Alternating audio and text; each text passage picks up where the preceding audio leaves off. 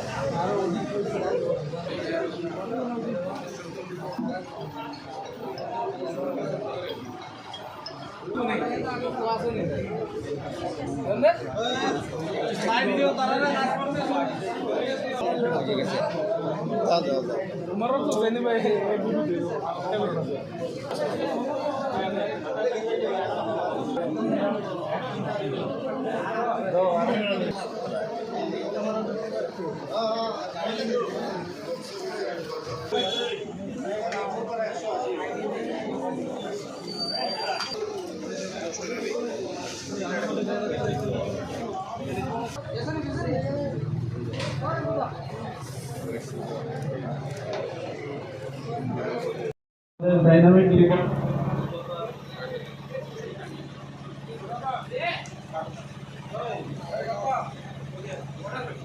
Hello तथा त्रिपुरा सरकारेर नीलकांत सिन्हा महोदय उपस्थित आছেন ঊনকোটি জেলা পরিষদের সভাধিপতি শ্রদ্ধেয় মলেন্দু দাস মহোদয় উপস্থিত আছেন আমাদের মণ্ডলের জেনারেল সেক্রেটারি মনোজ পাল চৌধুরী মহোদয় আছেন সমীরণ চক্রবর্তী মহোদয়।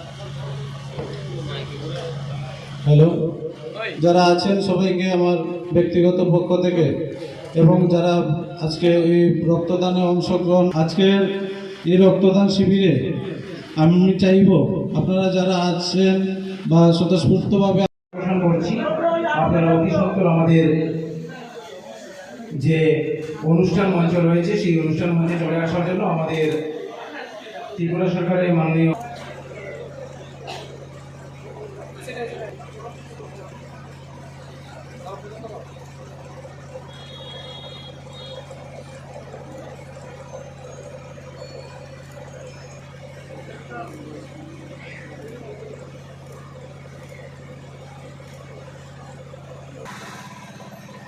সাবধান বন্দে মাতরম বন্দে মাতরম।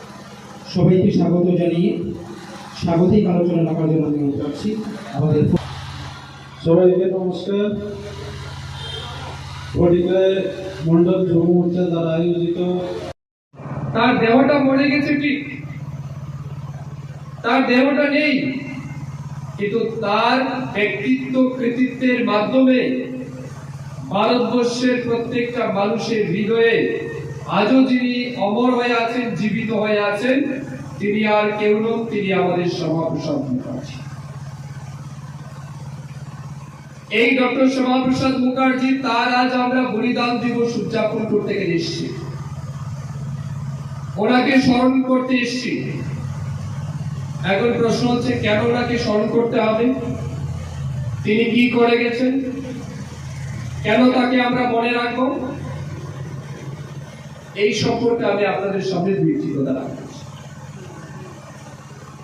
1901 সালের 6 জুলাই শ্যামাপ্রসাদ মুখার্জি, কলকাতার বিখ্যাত মুখার্জি পরিবার, বাংলার বাঘ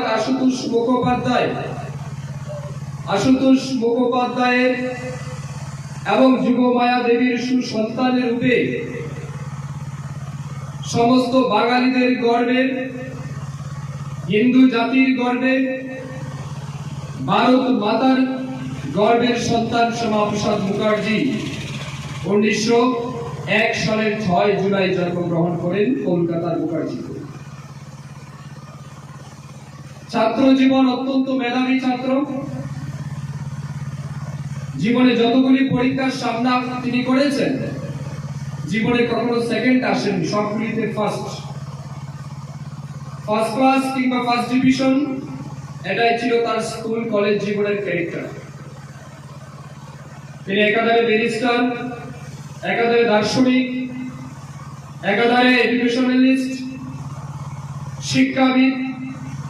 সেই শ্যামাপ্রসাদ মুখার্জি ভারতবর্ষের ইতিহাসে প্রথম কোনো ব্যক্তিত্ব, মাত্র 29 বছর বয়সে যিনি কলকাতা ইউনিভার্সিটির ভাইস চ্যান্সেলর হিসেবে নিযুক্তি পান।